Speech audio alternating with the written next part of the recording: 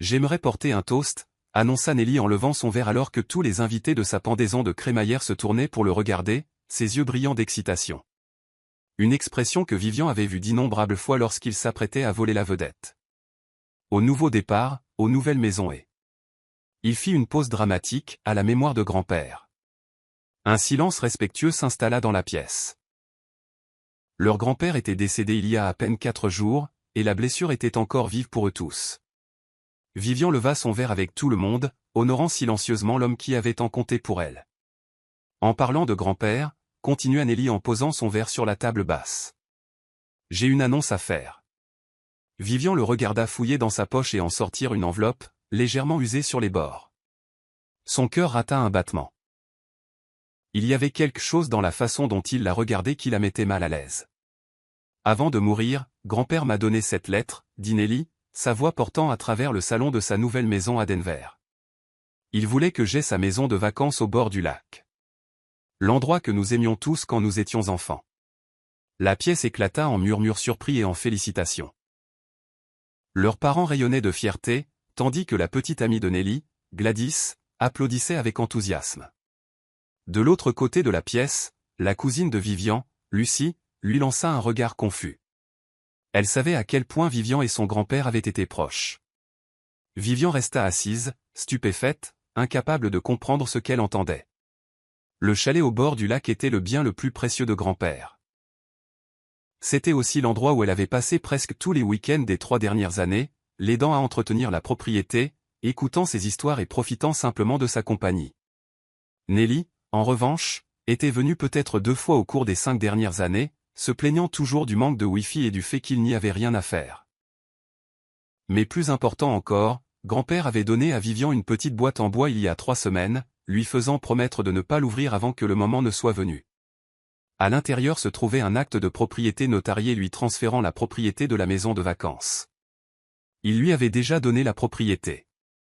Ce n'était même pas inclus dans sa succession. Alors que Nelly dépliait la lettre et commençait à lire ce qui était censé être les souhaits de grand-père, Vivian étudiait son visage. Mentait-il? Était-il au courant de l'acte? Grand-père avait-il changé d'avis sans le lui dire? C'est super. Tant mieux pour toi, Nelly, réussit à dire Vivian avec un sourire forcé, bien que son esprit s'emballe. Elle devait rentrer chez elle et vérifier les documents dans cette boîte en bois immédiatement. S'excusant discrètement, elle dit qu'elle devait aller aux toilettes et s'éclipsa de la fête. En fermant la porte de la salle de bain derrière elle, Vivian s'appuya contre elle et prit une profonde inspiration. La lettre que Nelly avait montrée à tout le monde n'avait aucun sens. L'écriture de grand-père était devenue de plus en plus tremblante au cours de ces derniers mois à cause de l'arthrite. Mais la signature qu'elle avait entreaperçue semblait étrangement lisse et assurée. Son téléphone vibra avec un SMS de Lucie, « Ça va ?» C'était bizarre. Nelly ne s'est jamais souciée du chalet. Vivian répondit par SMS, « Je dois vérifier quelque chose à la maison. Peux-tu me couvrir ? Dis que j'ai été appelée au travail. » En quelques minutes, Lucie avait trouvé une excuse pour la famille. Et Vivian s'éclipsa par la porte de derrière pendant que tout le monde admirait encore l'héritage de Nelly. Le trajet jusqu'à son appartement lui parut surréaliste. Les lampadaires se brouillaient alors que les souvenirs de grand-père inondaient son esprit. Lui apprenant à pêcher sur le quai, lui montrant les constellations dans le ciel clair de la montagne, riant de ses terribles tentatives de faire des ricochets sur le lac. La maison de vacances n'était pas seulement une propriété. C'était là que vivaient leurs plus précieux souvenirs. C'était leur endroit spécial où grand-père lui avait enseigné la résilience, la patience et à trouver de la joie dans les choses simples. Nelly n'avait jamais montré d'intérêt pour ces leçons ni pour le chalet lui-même. Son annonce ressemblait à une violation de quelque chose de sacré. Dès son retour, Vivian se dirigea directement vers son placard et récupéra la boîte en bois que grand-père lui avait donnée. C'était sa vieille boîte à cigares, usée et lisse avec l'âge. Le cèdre était encore parfumé à l'ouverture. « N'ouvre pas ça avant d'avoir besoin de connaître la vérité, » lui avait-il dit. Ses yeux se plissant avec cette sagesse familière qui suggérait qu'il en savait plus qu'il ne le disait. Ses mains tremblaient alors qu'elle soulevait le couvercle. À l'intérieur se trouvaient plusieurs documents soigneusement pliés, une enveloppe scellée avec son nom écrit dessus, et une petite clé en laiton qu'elle reconnut immédiatement. Elle ouvrait le bureau à cylindre antique dans le bureau de grand-père au chalet. Elle déplia le premier document et halta. C'était exactement comme elle s'en souvenait. Un acte de propriété notarié transférant la propriété du livre, daté de 6 mois. À côté se trouvait une lettre de l'écriture incontestablement tremblante de grand-père. Ma très chère Vivian, au moment où tu liras ceci, je serai probablement parti. J'ai décidé de te donner le chalet de mon vivant pour éviter toute complication. Tu es la seule qui ait vraiment aimé cet endroit autant que moi. Ton frère n'a jamais montré d'intérêt, sauf quand il avait besoin d'un endroit pour organiser des fêtes quand je n'étais pas là. Les larmes brouillèrent sa vision alors qu'elle continuait à lire. Je sais que ton frère pourrait contester cela, c'est pourquoi j'ai tout fait notarier et déposer correctement. Il y a une copie chez mon avocat, Harold Thompson. Le chalet est déjà légalement à toi. Cela ne fait pas partie de mon testament ou de ma succession. Je te fais confiance pour honorer l'esprit de notre endroit spécial. Vivian s'assit, stupéfaite. Nelly avait menti. Il avait fabriqué une lettre en sachant très bien que grand-père lui avait déjà donné la propriété. L'audace était à couper le souffle. Même pour lui. Le téléphone de Vivian vibra avec des messages de ses parents, lui demandant où elle était passée. Nelly avait aussi envoyé un SMS. Belle disparition. Ne t'inquiète pas, tu pourras toujours visiter le chalet si tu demandes gentiment. C'est alors qu'elle sut ce qu'elle devait faire. Elle n'allait pas le confronter par SMS ou par téléphone. Non, cela demandait quelque chose de plus direct. Vivian rassembla les documents, les remit dans la boîte et vérifia l'heure. La fête durerait encore quelques heures. Elle essuya ses larmes, prit une profonde inspiration et retourna à sa voiture. Il était temps que la vérité éclate. Le trajet de retour chez Nelly lui donna le temps de réfléchir.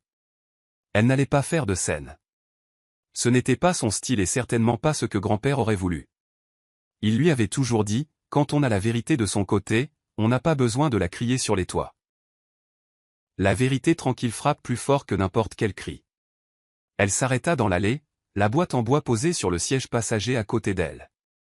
Pendant un instant, elle resta assise, rassemblant son courage.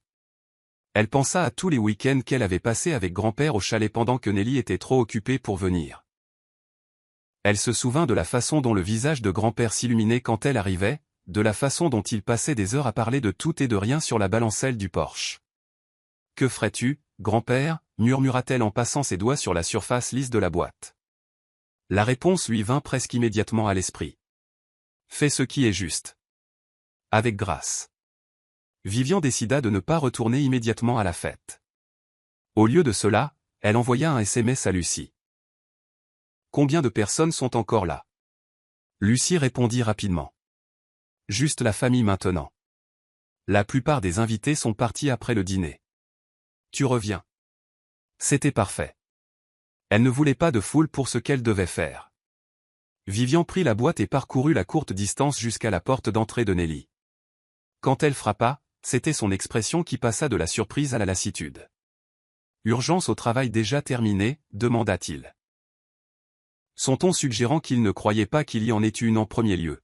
« Nous devons parler, Nelly » dit-elle calmement en le dépassant pour entrer dans la maison. Tout le monde leva les yeux alors qu'elle entrait dans le salon. Son père examinait ce qui devait être la lettre de Nelly de plus près, tandis que sa mère discutait déjà des plans de rénovation du chalet avec Gladys. Lucie était assise tranquillement dans un coin, observant la scène avec un malaise évident. « Vivian est de retour » annonça sa mère inutilement. « Nous discutions justement de la merveilleuse nouvelle de Nelly à propos du chalet. »« En fait, » dit Vivian en posant la boîte en bois sur la table basse. « C'est de ça que je voulais parler. » Les yeux de Nelly se fixèrent sur la boîte, la reconnaissance vacillant sur son visage. « Qu'est-ce que c'est » demanda-t-il, bien qu'elle puisse dire d'après son expression qu'il avait une bonne idée. « Quelque chose que grand-père m'a donné il y a 3 semaines, » expliqua-t-elle en gardant sa voix égale. « Il m'a demandé de ne pas l'ouvrir avant que le moment ne soit venu. » Elle regarda directement Nelly. « Je pense que ce moment est venu. » Avant que Nelly ne puisse protester, son père se pencha avec intérêt. « Qu'est-ce que c'est, Vivian ?» Elle ouvrit la boîte et en retira soigneusement l'acte notarié et la lettre de grand-père. « Il y a 6 mois, grand-père m'a légalement transféré la propriété de la maison de vacances. » dit-elle en posant les documents sur la table pour que tout le monde puisse les voir. « C'est déjà à moi. » Ce n'est pas inclus dans sa succession ou son testament. La pièce devint silencieuse. La bouche de sa mère tomba tandis que son père ramassait l'acte avec un front plissé. Nelly resta figée, son visage perdant toute couleur. C'est notarié, confirma son père en examinant le document. Et c'est définitivement la signature de votre grand-père. C'est impossible, balbutia finalement Nelly. Grand-père m'a donné la lettre. Il voulait que j'aie le chalet. Puis-je revoir cette lettre, demanda Vivian en tendant la main vers son père. Il la lui tendit. Et elle la plaça côte à côte avec la lettre manuscrite de grand-père de sa boîte. La différence était frappante et évidente. L'écriture sur la lettre de Nelly était une tentative d'imitation. Mais elle manquait du tremblement caractéristique causé par l'arthrite de grand-père. La signature était trop parfaite, trop contrôlée. Nelly, dit lentement sa mère, sa voix à peine plus qu'un murmure. As-tu falsifié cette lettre? Son silence fut une réponse suffisante. Le silence de Nelly s'étira inconfortablement avant qu'il ne le rompe enfin. Sa voix un mélange de défi et de désespoir. Vous ne comprenez pas. Ce n'est pas juste qu'elle est tout. Tout? Répéta Vivian, sincèrement confuse. De quoi parles-tu? Tu as toujours été la préférée de grand-père, dit Nelly. Ces mots jaillissant comme de l'eau à travers un barrage brisé. Toujours à lui rendre visite, toujours à l'aider, toujours la petite fille parfaite. Le reste d'entre nous n'avait à peine droit à un regard. Son père s'éclaircit la gorge, clairement mal à l'aise avec la direction que prenait la conversation. Nelly, peu importe ce que tu ressens, falsifier la signature de ton grand-père est grave. Laisse-moi voir ça, intervint sa mère en tendant la main vers les deux lettres. Elle les compara côte à côte, son expression passant de l'incrédulité à la déception. Oh, Nelly, soupira-t-elle. Comment as-tu pu faire ça? Gladys se leva lentement, le visage pâle. Je pense que je devrais y aller. Murmura-t-elle en évitant le regard suppliant de Nelly alors qu'elle prenait son sac à main et se dirigeait vers la porte. Attends, Gladys, ce n'est pas ce que tu crois, l'appela Nelly, mais elle était déjà partie, la porte d'entrée se refermant fermement derrière elle. La pièce redevint silencieuse. Lucie croisa le regard de Vivian et lui fit un petit signe de tête de soutien. Elle avait toujours vu clair dans les manigances de Nelly, même quand leurs parents ne le pouvaient pas. Je ne comprends pas, dit finalement son père en se tournant vers Nelly. Pourquoi annoncerais-tu quelque chose comme ça sans même vérifier si c'était vrai? La lecture du testament n'est pas avant la semaine prochaine. Le visage de Nelly rougit de colère et d'embarras. J'ai découvert l'existence de l'acte, admit-il. J'étais au bureau de l'avocat de grand-père la semaine dernière, posant des questions sur la succession, et Thompson a mentionné que le chalet n'en faisait pas partie parce que cela avait déjà été réglé. Il ne voulait pas m'en dire plus à cause de la confidentialité du client, mais je savais ce que cela signifiait. Je pensais juste. Il hésita avant de continuer. Je pensais que si je l'annonçais en premier, peut-être.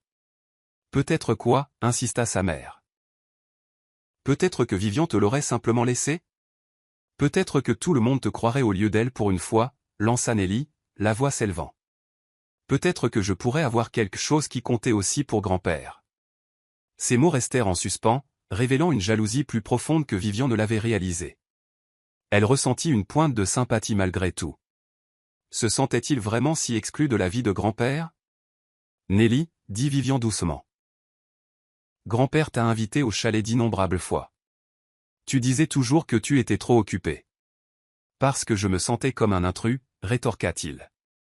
Au moment où j'ai réalisé ce que je manquais, il était trop tard. Vous deux aviez votre lien spécial, vos blagues privées, vos traditions. Il n'y avait pas de place pour moi. Son père secoua la tête, la déception évidente dans son expression. Ça ne justifie pas de mentir à toute la famille, mon fils. Nelly s'affaissa sur une chaise, le combat semblant s'être drainé de lui. Alors, qu'est-ce qui se passe maintenant, demanda-t-il sans regarder aucun d'eux. Tu as marqué ton point, Vivian. Tu as gagné. Il ne s'agit pas de gagner, dit Vivian en pensant à grand-père et à ce qu'il aurait voulu en ce moment. Malgré la tromperie de Nelly, il était toujours son frère, et grand-père l'avait aussi aimé à sa manière. Elle replongea la main dans la boîte en bois et en sortit quelque chose qu'elle n'avait pas encore mentionné. Une enveloppe scellée avec le nom de Nelly dessus, écrite de l'écriture distinctive de grand-père. Il a laissé quelque chose pour toi aussi, dit-elle en l'attendant à son frère. Nelly leva les yeux, la suspicion et l'espoir se disputant dans son expression. Qu'est-ce que c'est? Je ne sais pas, admit-elle honnêtement.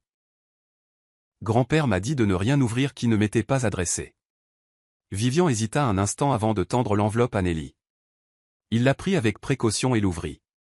Alors qu'il lisait le contenu, son expression passa de positive à choquée, et finalement à quelque chose qui ressemblait à un remords sincère. Il savait, dit finalement Nelly, sa voix à peine plus qu'un murmure. Il savait que je pourrais essayer de réclamer le chalet. Sa mère s'assit à côté de lui, l'inquiétude gravée sur son visage. Qu'est-ce que ça dit, chérie? Nelly hésita, puis lui tendit la lettre. Lila, dit-il.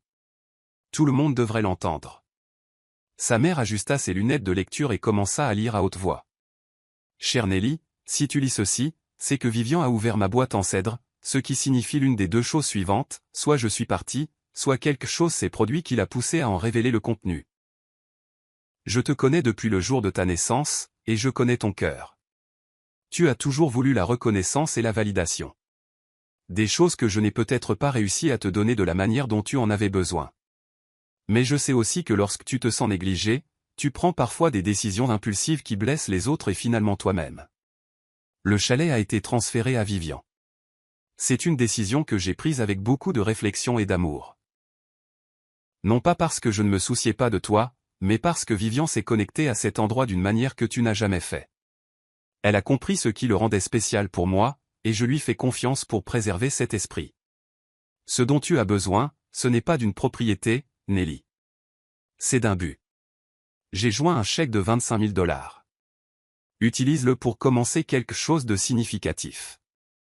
Trouve ce qui fait vibrer ton cœur comme le chalet le fait pour Vivian. Peut-être est-ce cette idée d'entreprise que tu as mentionnée à Noël dernier, ou peut-être quelque chose de complètement différent. J'espère qu'un jour tu comprendras qu'il ne s'agit pas de favoris ou d'équité. Il s'agit de reconnaître des chemins différents pour des cœurs différents. Vivian te gardera la porte ouverte au chalet. Je n'en doute pas, mais ton avenir réside dans la construction de quelque chose qui t'est propre. Avec amour et espoir, grand-père. Quand sa mère eut fini de lire, il n'y avait pas un œil sec dans la pièce. Nelly était assis, la tête baissée.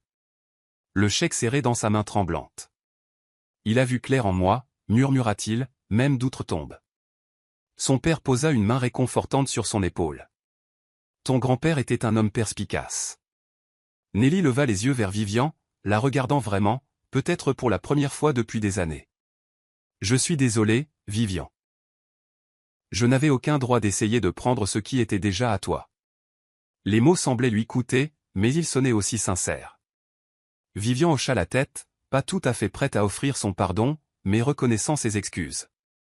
Il y a autre chose dans la boîte, dit-elle en l'attrapant à nouveau. Elle sortit un petit album photo et l'ouvrit, révélant des photos s'étalant sur des années. Nelly et l'enfant au chalet, construisant des châteaux de sable au bord du lac, faisant griller des guimauves avec grand-père au coin du feu. Il gardait ça dans son bureau au chalet, expliqua-t-elle en tournant les pages pour montrer des photos plus récentes. Il n'a jamais cessé d'espérer que tu reviendrais, Nelly. Son frère regarda les photos, l'émotion envahissant son visage. J'ai vraiment tout gâché, n'est-ce pas? Oui, acquiesça Vivian, sans édulcorer la vérité.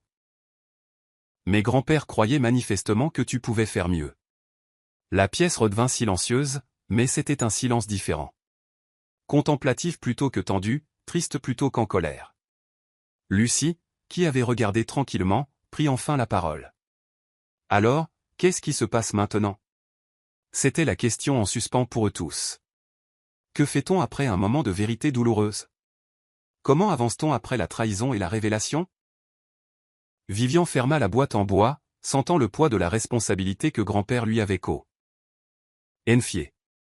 Pas seulement pour le chalet, mais peut-être aussi pour guérir leur famille. Maintenant, dit-elle doucement, nous essayons d'honorer ce que grand-père voulait pour nous deux. La réunion se dispersa peu de temps après. Leurs parents partirent avec des regards inquiets vers Nelly, clairement déchirée entre la déception de ses actes et l'inquiétude pour son bien-être. Lucie serra Vivian dans ses bras avant de partir en chuchotant « Appelle-moi demain ». Puis il n'y eut plus que Vivian et Nelly dans sa nouvelle maison, l'atmosphère de fête complètement disparue. Nelly se déplaçait mécaniquement dans sa cuisine, préparant un café qu'aucun d'eux ne voulait vraiment. Le silence entre eux était lourd, rempli d'années de compétition et d'incompréhension. « Je ne l'avais pas prévu », dit-il finalement en posant une tasse devant elle. « La falsification, je veux dire. Quand j'ai appris pour l'acte, j'étais en colère, blessé. J'ai fait la lettre le soir même, sans vraiment penser que je l'utiliserais. »« Alors pourquoi l'as-tu fait ?» demanda Vivian en enroulant ses mains autour de la tasse chaude. Nelly fixa son café comme s'il pouvait contenir des réponses. « Quand tout le monde était là ce soir, célébrant ma nouvelle maison, je voulais plus, quelque chose de plus grand à annoncer. C'est juste sorti. » Il leva les yeux, son expression vulnérable d'une manière qu'elle voyait rarement. « J'ai toujours été jaloux de ce que tu avais avec grand-père. Tu aurais pu l'avoir aussi, souligna Vivian, sans méchanceté. Il le voulait. Je le sais maintenant, admit Nelly. Mais j'étais trop fier, trop têtu pour le voir à l'époque. Il hésita, puis demanda, qu'est-ce que tu vas faire du chalet? C'était la question que Vivian se posait depuis que grand-père lui avait donné l'acte 6 mois auparavant. Le garder tel quel, principalement. Il a besoin de quelques réparations, mais je ne veux pas changer son caractère. Nelly hocha la tête, l'air soulagé. C'est bien. Il devrait rester comme grand-père l'aimait. Vivian étudia son frère. Cette personne avec qui elle avait grandi, mais qu'elle avait parfois l'impression de connaître à peine. Tu y es le bienvenu, tu sais, à tout moment. Ses yeux s'écarquillèrent légèrement de surprise. Même après ce que j'ai fait? Le chalet était destiné à réunir la famille, pas à nous séparer, dit-elle, faisant écho à ce qu'elle croyait que grand-père aurait voulu. Ça ne veut pas dire que je ne suis plus en colère, ou que je te fais entièrement confiance en ce moment. Mais la porte est ouverte. Nelly sembla comprendre la branche d'olivier qualifiée pour ce qu'elle était. Merci. Ils restèrent assis en silence pendant quelques minutes de plus, sirotant un café qui avait déjà refroidi. La nuit avait été épuisante, émotionnellement et physiquement, et il y avait encore tant de choses à digérer. Je devrais y aller, dit finalement Vivian en se levant. La nuit a été longue. Nelly la raccompagna jusqu'à la porte. Avant qu'elle ne parte, il demanda, penses-tu que grand-père savait que cela arriverait? La confrontation au sujet du chalet. Vivian pensa à la préparation minutieuse que grand-père avait faite. L'acte notarié, les lettres séparées, ses instructions sur le moment d'ouvrir la boîte. Je pense qu'il espérait que non, répondit-elle honnêtement. Mais il était préparé au cas où. Nelly secoua la tête, un petit sourire désabusé sur le visage. Il avait toujours 3 longueurs d'avance sur tout le monde. C'est vrai, acquiesça Vivian. Alors qu'elle rentrait chez elle, la boîte en bois était solidement posée sur le siège à côté d'elle. Une fois de plus, elle ressentit un mélange d'émotions, de la tristesse pour la douleur de la soirée, du soulagement que la vérité soit enfin sortie, et un petit espoir timide que peut-être, juste peut-être, cela pourrait être un tournant pour elle et Nelly. Les clés du chalet semblaient lourdes dans sa poche. Pas seulement du métal, mais le poids de la responsabilité et de la mémoire. Grand-père lui avait confié quelque chose de précieux, et elle avait l'intention d'honorer cette confiance. Mais peut-être y avait-il une place pour Nelly dans ce tableau aussi, s'il était prêt à faire la moitié du chemin. Demain, décida-t-elle, elle monterait au chalet, s'assiérait sur la balancelle du porche, regarderait la lumière changer sur l'eau, et sentirait peut-être la présence de grand-père une fois de plus. Les guidant vers la guérison, même en son absence. Le chalet était exactement comme elle s'en souvenait. Bardage en cèdre patiné, volet vert émeraude, et le large porche qui entourait 3 côtés de la structure. Alors qu'elle s'engageait dans l'allée de gravier, le soleil du petit matin projetait de longues ombres à travers les pins, créant des motifs sur le sol qui semblaient l'accueillir. Vivian resta un moment dans sa voiture, absorbant tout. C'était à elle maintenant, pas seulement un bâtiment ou un bien immobilier, mais un sanctuaire rempli de souvenirs et de murmures du passé. Elle pouvait presque voir grand-père dans son fauteuil à bascule préféré. Casquette de baseball tirée bas sur ses yeux alors qu'il somnolait dans la lumière de l'après-midi. La clé du chalet glissa dans la serrure avec une résistance familière. Il fallait la remuer juste comme il faut. Une bizarrerie que grand-père avait refusé de réparer car, selon lui, elle, tenait les importuns à l'écart. À l'intérieur, tout était tel qu'il l'avait laissé. Des livres empilés sur la table d'appoint. du matériel de pêche méticuleusement organisé dans un coin. La faible odeur de tabac à pipe persistait dans l'air malgré les ordres de son médecin d'arrêter de fumer des années auparavant. Elle se déplaça lentement dans la pièce, passant ses doigts sur des meubles qui appartenaient à leur famille depuis des générations.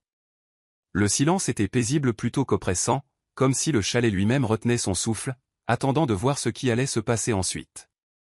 Son téléphone vibra. C'était Lucie. Ta mère m'a appelé ce matin. Nelly est au plus mal. Vivian tapa en retour, le chalet est parfait. Je ne sais pas encore trop quoi penser de Nelly. Un autre message suivit rapidement, il appelle tout le monde, essayant de s'expliquer. Tes parents sont encore assez contrariés. Vivian n'était pas surprise. Les retombées des révélations de la nuit dernière mettraient du temps à se calmer. La confiance, une fois brisée, ne pouvait pas être réparée du jour au lendemain. Mettant son téléphone de côté, elle se dirigea vers la grande baille vitrée donnant sur le lac. L'eau scintillait dans la lumière du matin. Sereine et immuable malgré le drame humain qui se déroulait autour d'elle. « Je suis là, grand-père » murmura-t-elle à la pièce vide. « Je m'en occuperai bien. Je te le promets. » 3 semaines passèrent avant que Nelly ne la contacte. Son SMS était simple. « On peut parler au chalet ? Peut-être ? » Vivian délibéra pendant une journée avant de répondre avec une heure et une date. Une partie d'elle n'était pas encore prête à partager l'espace avec lui, mais la voix de grand-père continuait de résonner dans son esprit. Garder des rancunes alourdit le cœur, Vivian. Parfois, le pardon est plus pour toi que pour eux. Lorsque la voiture de Nelly arriva le samedi suivant, Vivian était assise sur la balancelle du porche, sirotant une tasse de café. Il s'approcha lentement, l'air plus sobre qu'elle ne l'avait vu depuis des années. « Cet endroit n'a pas changé du tout, » dit-il en regardant autour de lui. « C'est l'idée, » répondit-elle en lui désignant la chaise en face d'elle. Il s'assit, les doigts tambourinant nerveusement sur ses genoux. « J'ai réfléchi à ce que je devais dire pendant des semaines, mais tout semble inadéquat. »« Et c'est quand même, » suggéra-t-elle, son ton ni froid ni particulièrement chaleureux. Nelly prit une profonde inspiration. « Je suis désolé, pas seulement pour la falsification, mais pour tout, pour avoir été jaloux de ta relation avec grand-père, pour t'en avoir voulu alors que j'aurais dû regarder mes propres choix. » Vivian étudia son visage, essayant de jauger la sincérité derrière ses mots. Le Nelly qu'elle connaissait était un maître pour dire aux gens ce qu'ils voulaient entendre quand cela servait ses intérêts. « Pourquoi l'as-tu fait » demanda-t-elle. « La vérité, Nelly. » Il regarda le lac, silencieux pendant un long moment. « Je pensais que si j'avais le chalet, cela compenserait d'une manière ou d'une autre tout le temps que je n'ai pas passé ici. Comme si je pouvais racheter ces moments que j'ai manqués. » Sa voix se brisa légèrement. « Stupide, stupide, n'est-ce pas ?» Il y avait une vulnérabilité dans son aveu qui semblait authentique. Pas une excuse, juste une triste reconnaissance d'une pensée erronée. « J'ai utilisé l'argent ?» dit-il soudainement. « Le chèque de grand-père. »« Pourquoi ?» demanda Vivian. « Je me suis inscrit à ce cours de menuiserie que grand-père me disait toujours d'essayer. Celui pour lequel j'étais trop occupé. » Il eut un rire d'autodérision. « Il s'avère que je suis nul, mais je vais m'y tenir. » Il avait raison, c'est apaisant. Être concentré sur la création de quelque chose avec ses mains. C'était une petite chose, mais significative venant de Nelly, qui avait toujours été trop impatient pour de telles activités. Il aurait aimé ça, dit Vivian doucement. Ils restèrent assis en silence pendant un moment, écoutant le doux clapotis de l'eau contre le rivage et l'appel lointain des oiseaux. C'était la même bande-son paisible qui avait accompagné d'innombrables conversations entre grand-père et elle au fil des ans. « J'ai quelque chose à te montrer. » dit finalement Vivian en se levant. Nelly la suivit à l'intérieur jusqu'au bureau de grand-père, où le bureau à cylindre antique se tenait dans un coin, baigné de lumière matinale. Elle utilisa la clé en laiton de la boîte en bois pour le déverrouiller, révélant des compartiments soigneusement organisés remplis de papiers, de lettres et de petits souvenirs. Grand-père gardait tout, expliqua-t-elle en sortant un dossier marqué « Nelly ». À l'intérieur se trouvaient des coupures de journaux du championnat de débat de Nelly au lycée, des photos de sa remise de diplôme universitaire, et même une impression de la page web annonçant sa promotion l'année dernière. « Il était fier de toi », dit-elle doucement. « Il le montrait juste différemment de ce que tu voulais. » Les doigts de Nelly tremblèrent légèrement alors qu'il feuilletait la collection. « Je n'avais aucune idée qu'il gardait une trace de tout ça. » Il y a un dossier pour chaque membre de la famille, expliqua-t-elle. Il l'appelait son haut livre de fierté. Nelly leva les yeux, les siens brillants. J'ai vraiment tout gâché, n'est-ce pas? Oui, acquiesça-t-elle, sans édulcorer la vérité. Mes grands-pères croyaient aux secondes chances. Moi aussi. Elle sortit un calendrier de son sac et le lui tendit. J'ai marqué les week-ends où je serai ici pour l'entretien et les plus gros projets. J'aurais bien besoin d'une paire de mains supplémentaires, même des mains nulles en menuiserie. Un sourire se dessina sur ses lèvres. Vraiment? Le chalet était destiné à réunir la famille, pas à nous séparer, dit-elle. C'est ce que grand-père voulait. Plus tard cet après-midi-là, ils étaient assis au bout du quai, les pieds ballants dans l'eau fraîche. Nelly proposait des idées pour rénover le hangar à bateaux tandis que Vivian esquissait des possibilités dans un carnet. Tu sais, dit Nelly en regardant l'eau. Je pense que grand-père savait exactement ce qu'il faisait en te donnant cet endroit. Que veux-tu dire? Tu n'as pas seulement hérité d'un chalet, dit-il pensivement. Tu as hérité de son rôle, celui de garder la famille connectée à ce qui compte. Alors que le soleil commençait sa descente derrière les montagnes, projetant des reflets dorés sur le lac, Vivian réalisa que grand-père lui avait donné plus qu'une simple propriété. Il lui avait donné la chance de guérir de vieilles blessures et de forger de nouvelles connexions. En commençant par le frère qu'elle avait presque perdu à cause du ressentiment et de l'orgueil.